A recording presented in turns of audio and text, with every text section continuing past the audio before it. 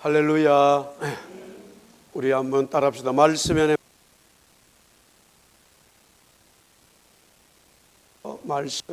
에베소, 빌립보, 골로새서.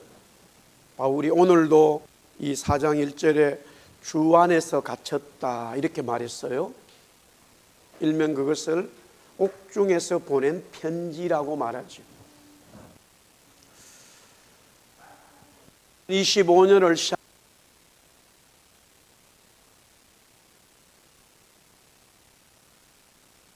3장 마지막 부분 16절에 나와 있는 말씀으로 우리가 시작했습니다. 구원받은 사람이 바로 속사람입니다. 구원받은 사람이 속사람이 있습니다. 물론 겉사람이 있어요. 그러나 구원을 받지 못하면은 속사람이 없는 거예요. 구원받은 사람에게 겉사람이 있고 속사람이 있는데, 그 속사람은 성령께서 역사하셔서 그리스도가 나의 구원자임을 알게 하시는 놀라운 그 은혜를 경험했기 때문에. 자, 계속해서 바울은 에베소 성도들에게 말씀하고 있습니다. 지금 이 편지를 받고 있는 에베소 성도들은 점점 로마의 이 황제의 이 핍박과 박해가 쪼여오고 있습니다.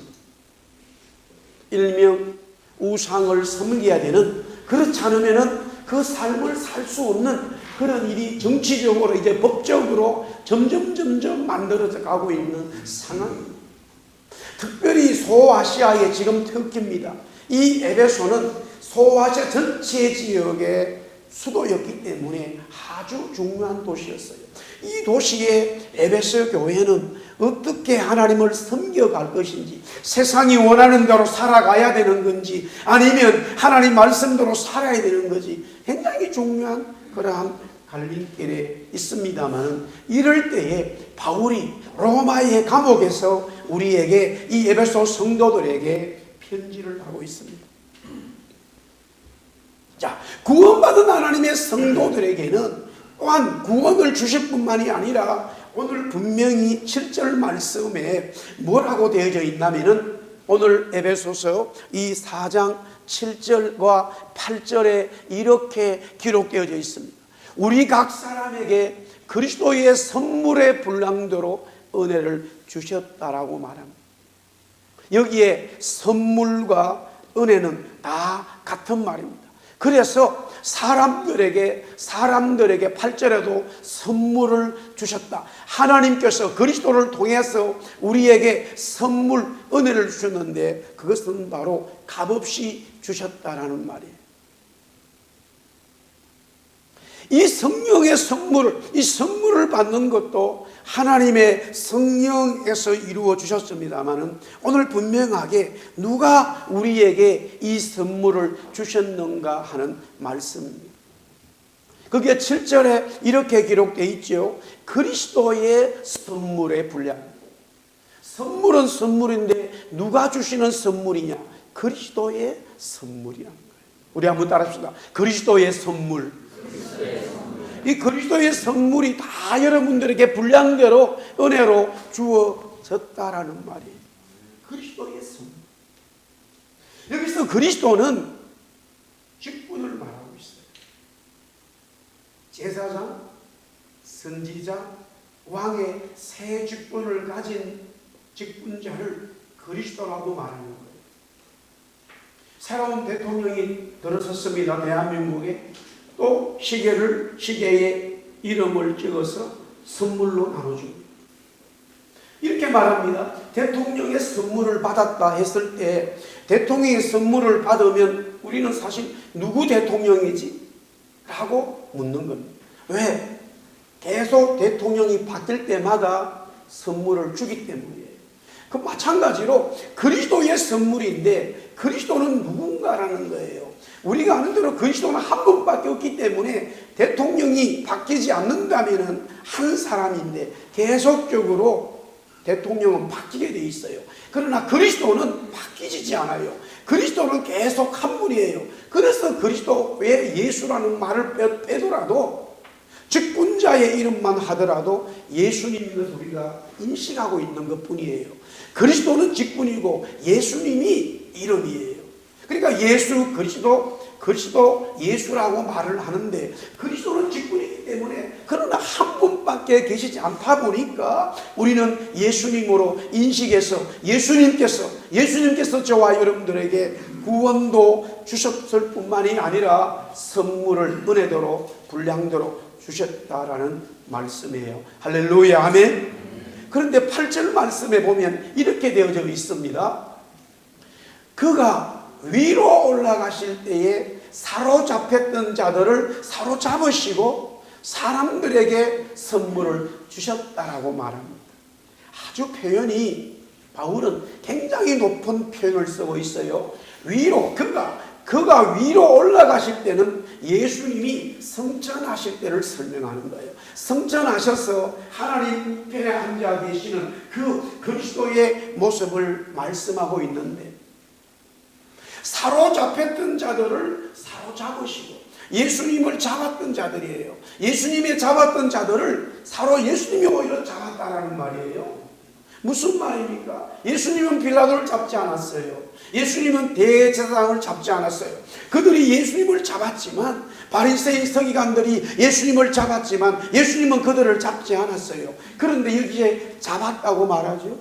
무슨 말입니까? 그들은 바로 마귀에 의해서 지배를 받았다라는 거예요. 예수님은 하늘 올라가실 때 죽음을 이기시고 부활하시면서 성천하실 때에 마귀를 사로잡았다는 거예요. 할렐루야, 아멘. 영적 전쟁에 승리했다는 말이에요. 그래서 우리 믿는 성도들이 살아가면서 아니 목사님 지금 저도 구원받았지만 너무 힘들어요. 어떨 때는 실패합니다. 실망해요. 어떤 말씀대로 살지 못합니다. 그런데 주님이 마귀를 잡았다는데 어떻게 나에게 마귀가 역사합니까? 라고 질문을 던지는데 마찬가지예요. 영적으로 그 말씀을 믿어야 되는 거예요. 물론 성경은 말하기를 완전히 마귀가 우리를 괴롭히지 못하는 그런 시간과 상황은 반드시 옵니다만 주님이 죽음을 이기시고 부활하셔서 성천하셔서 마귀를 잡았다는 것은 믿음의 영적 세계의 이야기입니다. 그래서 바울은 사로잡혔던 자들을 사로잡으시고 사람들에게 선물을 주셨다고 하는 이것을 눈에 보이는 것으로 설명하는데 눈에 보이는 이 말씀을 그대로 영적으로 받아들여야 된다는 사실이에요. 그러나 실제로는 주님은 부활하셔서 제자들을 만나고 여인들을 만났지만은 자기를 사로잡았고 죽였던 그들을 만난 적이 없어요. 그러므로 주님이 저와 여러분에게 찾아오셨다는 것은 엄청난 하나님의 선물이 임했다는 것을 우리는 믿음으로 고백할 줄 알아야 됩니다. 할렐루야.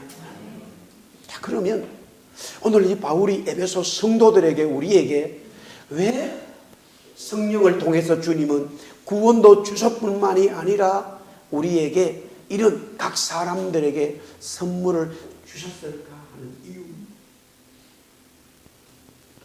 어떤 사람에게 선물을 주었는데 굉장히 귀한 선물을 주었는데 받을 때는 감사히 받았습니다마는 1년이 지나고 2년이 지나니까 그 선물을 어디에 둔지도 모르는 거예요.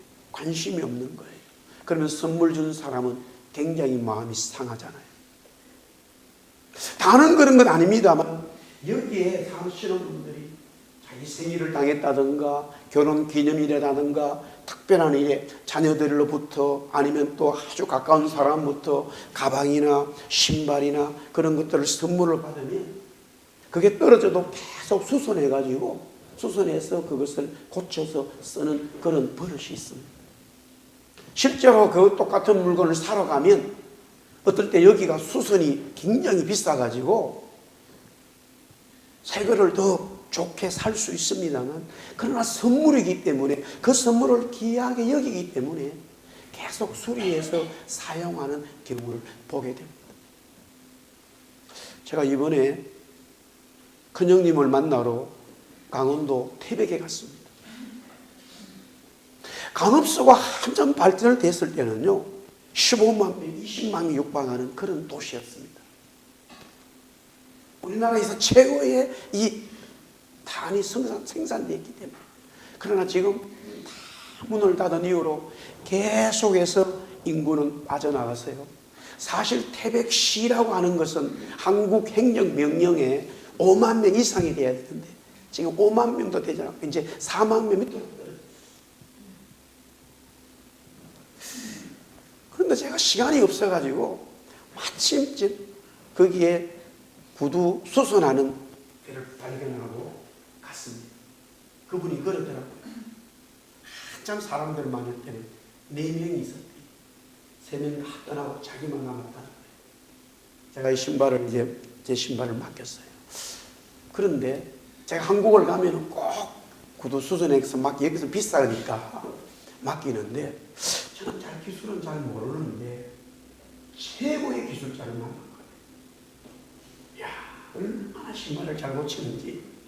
제가 봤을 땐 당신이 처음이다 그러니까 그분이 씌웃으면서 사실 제가 기술이 좀 있습니다 그러더라고요. 그런데 여기 태백에 이런 것도 없는 데 있으면 어떡하냐고 그러니까 자기가 한때는요 하루에 구두 수선해서 닦아가지고 하루에 50만 원씩 벌었다. 하루에 50만 원. 10일이면 500만 원. 20일 1000만 원씩 벌었다. 조그마한 구두 가게. 그런데 지금은 3만 명 조금 넘는 데서 자기가 더 다른 큰 도시로 가도 되는데 사람들이 당신 가면은 우리 구두 수선할 사람 없다고 붙잡아서 도저히 못 간다는 거예요. 그 말을 딱 듣는 순간에 일상생활 속에서의 진리가 있잖아요.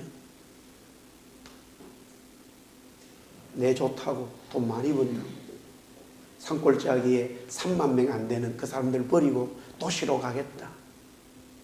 일상적인 삶 속에서의 진리가 있음을 발견하는 거예요. 하나님은 우리에게 왜 선물을 주셨을까라는 거예요. 오늘 성경이 말합니다. 자, 1절에서부터 오늘 8절까지 선물을 주신 이유를 아주 분명하게 설명합니다. 우리 한번 따라해 볼까요? 하나님이 우리에게 선물을 주신 것은 하나 되게 하신 것이다. 그것이 4장 3절에 나와 있어요. 오늘 3절 말씀에 이렇게 되어 있어요. 마지막 부분에 성령이 하나 되게 하신 것을 힘써 지키라. 성령을 통해서 그리스도가 우리에게 선물을 주셨는데 왜 각자의 분량대로 선물을 주셨는가 하면은 하나 되기 위함입니다. 하나 되라는 말씀이에요. 종종 성령님의 은혜를 받았는데 하나 되지 못해요. 오히려 자기만 영적으로 우월한 것이라고 생각하고 다른 성도들을 사람들을 조금씩 마음속으로 무시하는 경향이 있고 심지어는 행동과 말도 해버려요. 이미 그런 마음과 행동이 나오기 시작하면 말도 그렇지요. 사실은 영적으로 보면 오늘 이 1절에 이 7절에 나와 있는 말씀처럼 이미 영적으로 사실은 서서히 벗어나 버렸어요. 위성계독을 일탈하고 다른 곳으로 돌고 있는데 본인은 여전히 성령의 능력으로 있다라고 착각하고 있는 것이죠. 하나님의 성령의 역사는 반드시 오늘 하나 되게 하는 겁니다. 나보다 못한 사람을 섬기면서 그를 내 품으로 품으라고 하는 하나 되게 하시는 것이 성령님의 역사, 선물 주신 이유라고 오늘 말씀하고 있습니다. 자, 그러면 구체적으로 좀 더 한 번 더 보겠습니다. 여기에 하나 되게 하신 것을 힘써 지키라라고 말했는데 여기서 힘써 지키라는 것은 하나의 기준을 또 만들어라는 겁니다. 무슨 말이냐면은 구원받은 하나님의 성도들이 성령을 통해서 또 주님으로부터 선물을 받았을 때에 하나 되는 삶을 위한 하나님의 성령의 삶을 기준을 삼아라. 그것을 최고의 기준으로 받아들여라. 이런 의미가 들어있습니다. 성령님의 통치를 받아야 되는 거죠. 내가 살아가면서 이제 예수 믿고 구원받으면 내가 하는 그 직장 속에서 어떻게 하면 하나 되게 하고 하나님의 역사를 이룰까? 하나님이 주시는 통치를 받아야 된다는 말씀이에요. 자, 그러면 구체적으로 다시 1절 말씀에 오겠습니다. 우리 4장 1절 말씀입니다. 다시 한번 읽겠습니다. 시작. 그러므로 주 안에서 당신 내가 너희를 권하노니 너희가 부르심에 받은 일에 합당한 자. 성령의 선물, 그리스도로 말미암아 성령의 선물, 즉 각자의 은혜의 선물을 받은 사람들은 합당하게 이제 행해야 된다는 거예요. 심지어 지금 바울은 감옥에 갇혀 있어요. 물론 그 갇힌 것이 주님 안에서 갇혔어요. 주님 때문에 감옥에 갇혔습니다. 우리가 주님 때문에 살아가는 삶이 철저히 우리의 삶의 기준으로 와 있어야 돼요. 할렐루야, 아멘. 그것이 구원받은 성도들의 삶이에요. 그러면 합당하게 행해라고 했을 때에 여기서 삶의 기준이 합당한 삶이 되어야 된다는 거예요. 세상 살아가는 사람들같이 똑같이 살아가는 기준이 아니라 하나님의 선물을 받은 사람은 내가 어디에 있든 무엇을 하든 하나님이 원하시는 하나의 삶, 통일된 삶, 그들에게 은혜를 주는 삶을 나타내라는 거예요. 그것이 성도들의 삶인 거죠. 구약에 요셉이 나옵니다. 형들이 자기를 모의해서 팔아버렸습니다. 요셉은 어린 나이에 이집트의 노예가 되었죠. 아버지 야곱에게는 형들이 짐승에 의해서 동생이 죽었다고 거짓을 말합니다. 평생 아버지는 이 아들들의 거짓에 의해서 살아갔어요. 아버지 마음에 못을 박아도 형들이 그것을 진실을 얘기할 수가 없는 거예요. 이게 다른 나라의 이야기가 아니라 가족의 이야기예요. 우리는 가까이 살아가는 사람들끼리 하나 되지 못하고 아버지를 배반하고 형을 속이고 동생을 팔아먹고 하는 이런 삶들이 가족 속에 너무나 많이 있어요. 왜 그러냐면은 하나님이 원하시는, 성령님이 원하시는 그 삶의 기준을 잃어버렸기 때문이에요. 예수 믿고 구원받고 하나님의 선물을 받았음에도 불구하고 세상 사람들이 살아가는 그 가치 속에 있기 때문에 그래요. 그 가치를 뛰어넘어야 되는데 세월이 지나서 요셉이 이집트의 총리가 됐잖아요. 형님들을 초청했어요. 형님들 이렇게 말해요. 우리는 죽었다. 우리는 죽었다. 사실은 다 세상 사람들의 가치의 말이에요. 가치관의 말이에요. 이때 요셉이 뭐라고 말합니까? 너무나 중요한 말씀을 하잖아요. 형들이 나를 팔은 것이 아니라 누가 팔았다고요? 하나님이 자기를 팔았다는 거예요. 어떻게 하나님이 팔았어요? 자기 형들이 팔았지. 이게 팩트예요. 하나님이 팔은 게 아니에요. 형들이 요셉을 팔은 거예요. 그러나 하나님의 가치관 기준을 두고 하나님 나에게 주신 삶의 선물을 은혜로 받아들이기 시작하면 일어나는 모든 일이 세상 사람들처럼 내 육신의 감정으로 담을 내리는 게 아니라 하나님이 주관하셨다고 하는 하나님의 가치관이 보이는 거예요. 할렐루야. 이 말을 하는 요셉이나 그 말을 듣는 형들은 완전히 하나가 되는 거예요. 그 말 때문에 형들과 하나 될 뿐만이 아니라 아버지도 초청해서 하나가 되고 조카들도 다 초청해서 그 모든 야곱의 가족이 하나로 만나는 이런 역사가 요셉의 이 하나님의 말씀의 기준에 둔 이 가치관 때문에 일어났다는 말씀입니다. 그러므로 우리는 합당하게 하나님의 말씀의 기준을 가지고 각자에 주신 선물대로 합당한 삶을 살아라는 거예요. 그렇다면 이 합당한 삶을 살아야 되는데 제가 지금 요셉의 이야기를 했습니다만 구체적으로 바울은 우리에게 그 인격을, 성령의 인격의 모습을 이야기하게 됩니다. 바로 그런 모습으로 살아라, 그런 모습으로 힘써 지키라라고 말하고 있죠. 자, 2절 3절이에요. 오늘 에베소서 4장 2절 3절 우리 다시 한번 읽겠습니다. 시작. 모든 겸손과 온유로 하고 오래 참음으로 사랑 가운데서 서로 용납하고 평안에 매는 줄로 성령이 하나 되게 하시는 것을 힘쓰지. 여기서 하나님의 부르심을 받은 성도들은 각자의 삶에 하나님이 주시는 기준을 삼으라고 했는데요, 그 말씀이 합당하게 행하라는 그런 의미였어요. 그럼 어떻게 행하느냐? 오늘 이 2절 3절 말씀에 아주 분명하게 바울은 우리에게 말씀하여 주고 있습니다. 먼저 2절에 보니까 겸손이에요. 겸손. 예수님이 하늘 보좌를 버리시고 이 땅에 오신 그 겸손을 우리는 배워야 돼요. 세상에 많은 사람들, 겸손한 사람들을 찾아볼 수 있어요. 그러나 성경이 말하는 겸손은, 구원받은 성도들이 따라가야 될 겸손은 예수님의 겸손이에요. 할렐루야. 모든 권위와 모든 왕자의 자리를 버리고 인간으로 오셔서 인카네이션 하신 그 예수님의 겸손, 예수님이 그 버리심, 예수님이 이 땅에 오셔서 우리를 구원하시고자 하는 그 겸손, 그 겸손을 따라가야 된다는 사실이에요. 문제는 뭐냐? 예수 믿고 구원받았는데 세상 사람들의 겸손보다 더 교만한 사람들. 세상에서 말하는 겸손은요, 예수님의 겸손 수준을 따라올 수 없어요.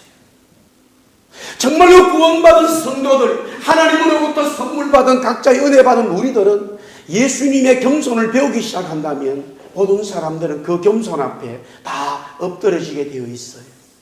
시간이 지나면 반드시 그런 변화가 일어납니다. 온유지요? 계속해서 온유입니다. 예수님의 온유지. 나는 온유한 자, 나는 온유한 자다. 예수님 말씀하셔요. 나는 온유한 자라고, 마음이 온유한 자라고 우리는 주님의 온유를 또 닮아가야 됩니다. 이해하는 거지요. 인정하는 거지요. 주장하지 않는 거지요. 이런 여러 뜻이 온유 속에 있습니다. 왜 분쟁합니까? 왜 싸웁니까? 예수님의 온유가 사라졌기 때문이죠. 계속해서 오래 참음입니다. 얼마나 주님은 우리에 대해서 오래 참고 있습니까? 하나님이 얼마나 우리를 오래 참고 계십니까? 그 하나님의 오래 참음을 우리는 배워가야 되는 거예요. 사람이 어떤 좋은 선생님을 만나면 청출어랑이 되어집니다. 내가 누구를 만나냐에 따라서, 누구를 바라보고 살아가느냐에 따라서 그 사람을 닮아가게 되고 나중에는 그분을 뛰어넘는 것이 청출어랑입니다. 우리는 세상의 사람들을 바라보고 배우는 게 아니에요. 구원받은 하나님의 성도들은 하나님을 바라보고 하나님의 인격과 하나님의 성품과 그리스도의 인격과 그리스도의 성품을 바라보고 살기 때문에 우리의 수준은 세상 수준보다 뛰어나게 되어 있는 거예요. 믿으시면 아멘? 그것이 교회가, 성도가 빛이 되고 소금이 되는 것이에요. 그러나 그리스도의 이 오래 참음, 하나님의 오래 참음을 배우지 않으니까 우리는 계속 내가 있는 그곳에 분쟁만 생기는 거예요. 참지를 못하는 거예요.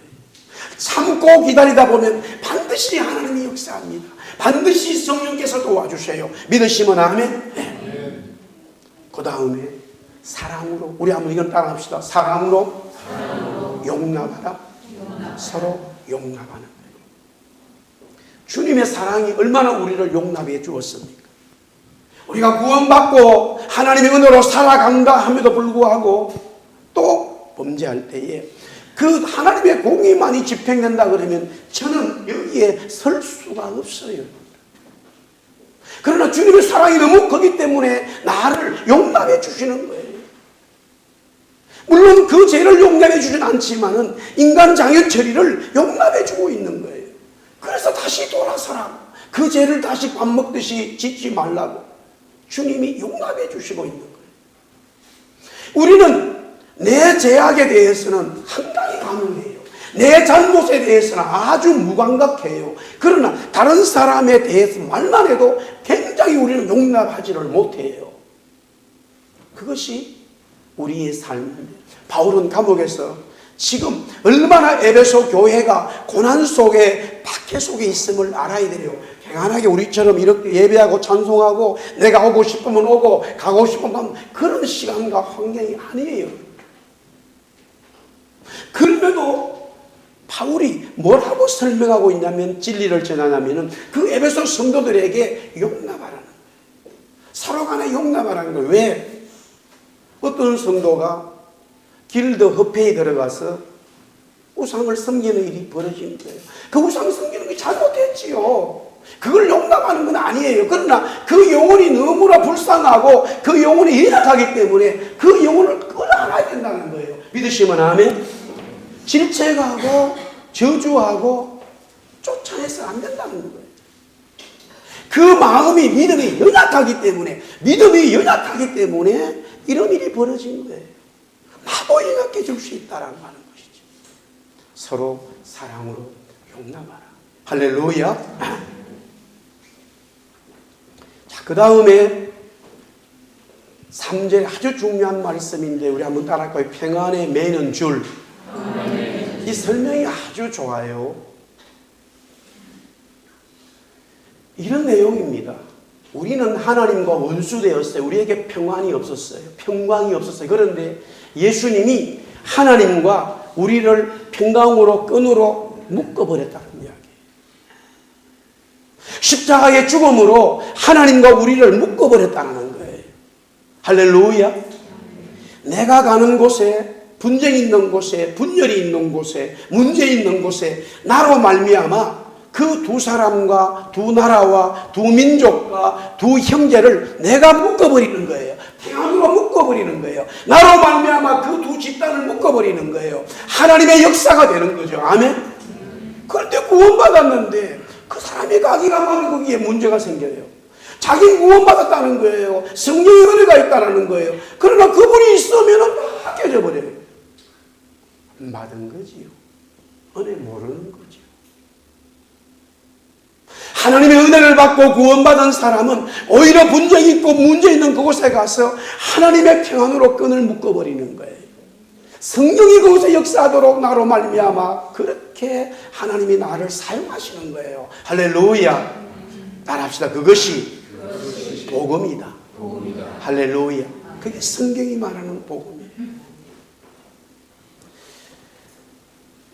바울은 이렇게 왜 우리가 하나 되는가, 어떻게 하나 되어야 되는가를 아주 설명해 주었는데, 그 이유는 왜 우리가 하나 되어야 되느냐, 본질적으로 하나인가. 오늘 여기에 계속해서 4절부터 몸이 하나고 성령도 하나고 소망도 하나고 주님도 하나고 믿음도 하나고 세례도 하나고 하나님도 하나라고 설명하고 있어요. 그 하나님이 만유의 주다. 모든 것 위에 계시는데 그 하나님이 만유를 통일했다는 말은 여기서 우리말로 통일인데요. 남북이 통일돼야 해요. 아멘. 근데 만유를 통일했다는 말은 만유, 이 세상의 모든 것들을 하나님이 하나로 만드셨다는 거예요. 다 하나님을 경배하도록, 하나님을 찬양하도록 다 하나로 통일되도록 만드셨다는 거예요. 우리 민족은 지금 그 이제 80년 가까이 지금 헤어지고 있어요. 젊은이들에게 남과 북이 통일돼야 되냐고 물으면 대부분의 젊은이들은 잘 몰라요. 관심이 없어요. 지금 우리 민족은 이렇게 1세기를 넘겨야 되겠어요, 여러분? 중국 국경, 북한 국경을 갔더니만 작년에 홍수가 났어요. 유람선을 타고 가까이 가서 볼 수 있도록 만들어주는데 건너편 북한 쪽에서 공사를 하고 있어요. 다 군인들이에요. 두 가지 놀라운 사실. 첫 번째는 입은 군복이나 옷이 너무너무 초라해요. 그래도 국경이기 때문에 북한 정부는 상당히 신경을 썼을 거예요. 너무 옷이 남루합니다. 두 번째, 일하는 모습을 보고 충격을 받았어요. 줄을 서가지고 옮기고 있어요. 삽을 가지고 끈을 매가지고 당기고 있어요. 주차장 교회 지금 정리하는데 트랙터가 2대가 있어요. 지금 여기에. 여기도 트랙터가 2대가 있다고 해요. 한 대의 트랙터도 없어요. 한 대의 기계들이 없어요. 하나도 없어요. 다 사람이 손작업으로 하고 있어요. 그게 우리 형제들이에요, 여러분. 그냥 그들을 두고 우리는 잘 사니까 관계없다 이렇게 말할 수 있는 거 아니에요. 보세요. 성경의 역사가 우리 하나가 되는 건데 우리 민족의 역사도 평양이 복을 받았다니까요. 한양이 아니었어요. 캐피탈인 한양이 아니었고 화루도시인 평양이 하나님의 은혜를 받았어요. 그런데 그 평양이 은혜 받은 가장 하나님을 대적하고 있고 그 평양이 은혜를 받았을 때에 장대영 교회가 부흥의 전초 기지였어요. 그런데 그 장대영 교회 자리에 지금 김일성, 김정일 우상이 거기서 시체가 살아있는 것처럼 누워있는 장소가 그 장소예요. 모든 것이 하나님의 뜻이 아니면 일어날 수 없는 일이 일어나 버린 거예요. 어떻게 장대영 교회의 평양 그 자리에 지금 김일성이 누워 있습니까? 그리고 사람들은 얼마나 경배하는지 몰라요. 거기에 수십억 수백억 돈이 살아있는 것처럼 죽은 이 시체를, 부자의 시체를 지금 살아있는 것처럼 하려고 엄청나게 러시아에서 과학자들을 초청해가지고 유지하고 있어요. 백성들은 굶어 죽어도 아무런 상관하지 않아요. 그들은 그들이고 우리는 우리다 이렇게 말할 수 있는 게 아니죠. 우리가 하나가 된다면 우리는 그분들을 위하여, 우리 형제들을 위하여 기도해야 될 것이고 하나님 앞에 통일을 위해서 기도해야 되고 어떤 방법으로든지 하나님의 복음을 통해서 변화되도록 우리는 노력해야 할 것입니다. 아멘? 그렇지요. 왜? 하나이기 때문에. 오늘 여기 바울이 그렇게 말합니다. 성령도 하나고 주도 하나인데 주는 예수님이고 하나님도 하나인데 이 성령님, 예수님, 하나님이 삼위이시면서 한 분이라고 설명을 하고 있어요. 성경은 이것을 많이 설명합니다. 성막을 주실 때도 세계가 하나인 것을 설명했어요. 뜰이 있고 성소가 있고 지성소인데 그것이 하나예요.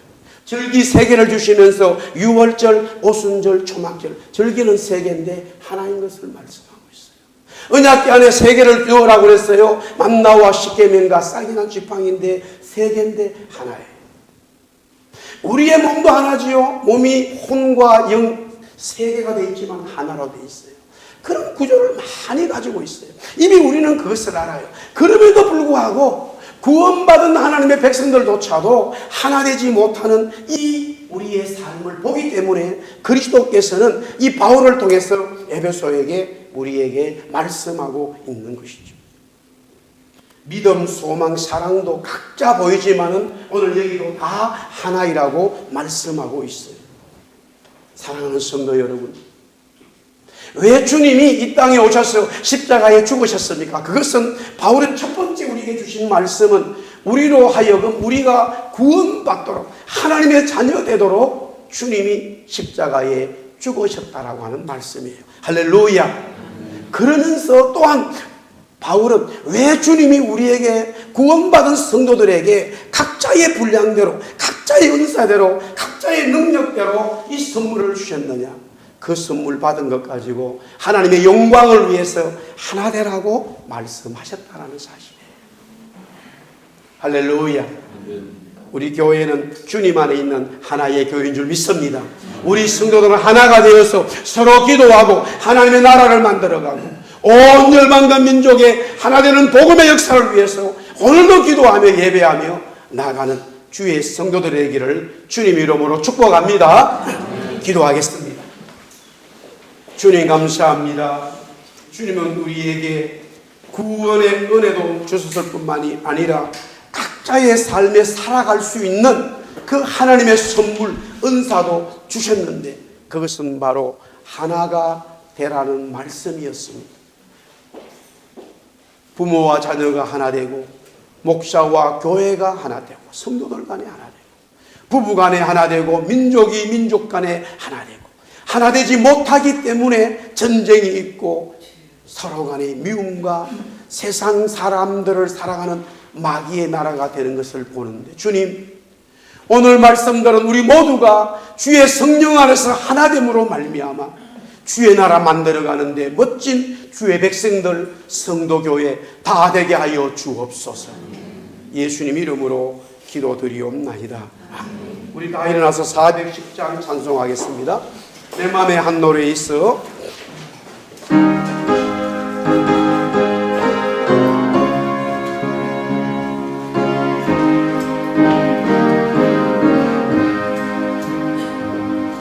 내 맘에 한 노래 있어.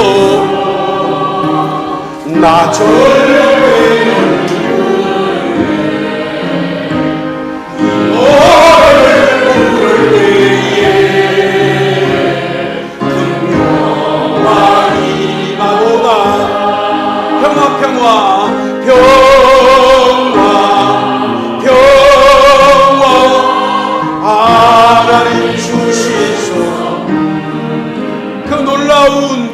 놀라운 주의 평화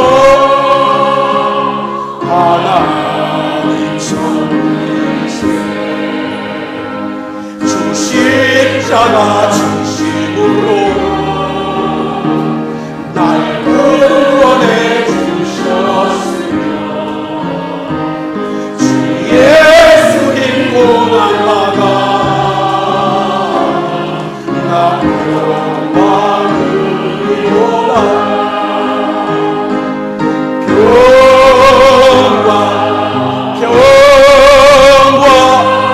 하나님 주신 그 놀라운 주의 평화 하나님 성령이세. 나 주님께 영광 돌려 참 평화가 넘치노라.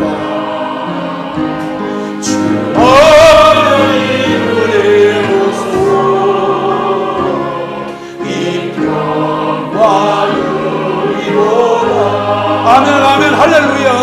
평화, 평화, 하나님 주신 그 놀라운 주의 평화 하나님 성. 우리 사절을 두 손 높이 들고 찬양합시다. 평화를 주 앞으로 나아갈 때, 주 앞으로 나아갈 때 주 예수님 우리에게 이 평화 주시고. 주님 우리에게 평화 주시시. 아멘. 평화, 평화, 하나님 주신 선물, 하나님 주신 그 놀라운 주의 평화 하나님 성령이세. 우리에게 구원의 은혜를 주시고 선물을 주신 예수 그리스도의 은혜와 하나님 아버지의 사랑과 성령님의 감화감동 역사하심이 구원받고 성령받고 또한 각자의 삶에 하나님의 영광을 위하여 살아가려고 선물받은 그 은혜를 누리며 그렇게 살아가겠다고 결심하고 돌아가는 모든 성도들 위해 함께 있을지어다.